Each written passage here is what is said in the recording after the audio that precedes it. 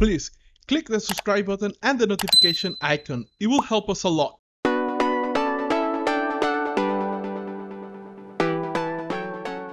I still fight myself with this all the time. And for me, the pressure is always, I have such limited time outside of like work.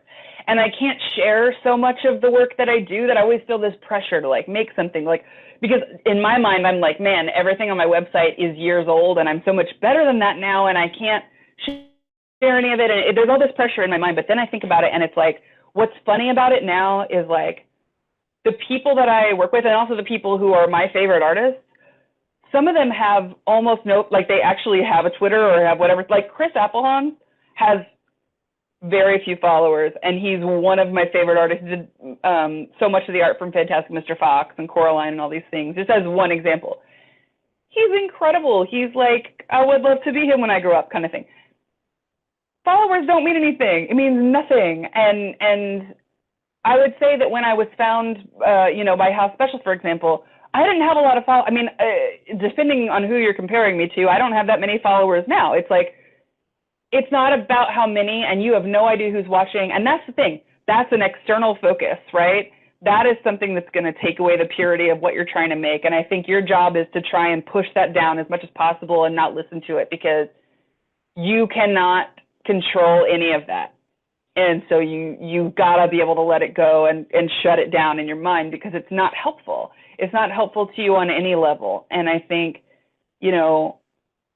putting that away and being able to craft something to the point that you feel really proud of it is what it's about. And you never know like who's gonna see it. If you have 2 followers, that might be all it takes. Maybe the right person sees that thing, It's just like, I always equate like social media with like fishing, right? It's like, because I meet a lot of students who don't want to put a portfolio up or don't want to put a social media page up yet because they're not ready yet.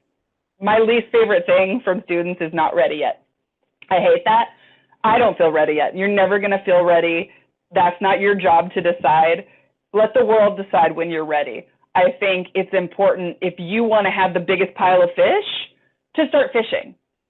Because even if you're just getting 1 or 2 fish a day now, if you started a year ago, you have a lot more fish than if you wait and start when you feel like you're ready and you miss 365 fish, right? It's like, why not start and let people see you grow and start to interact with other people and start to build it? I think it's not about being perfect and presenting yourself to the world. It's sharing the things that you make and using that to grow and learn and having it be about that experience. And if and when other things come from that, that's great.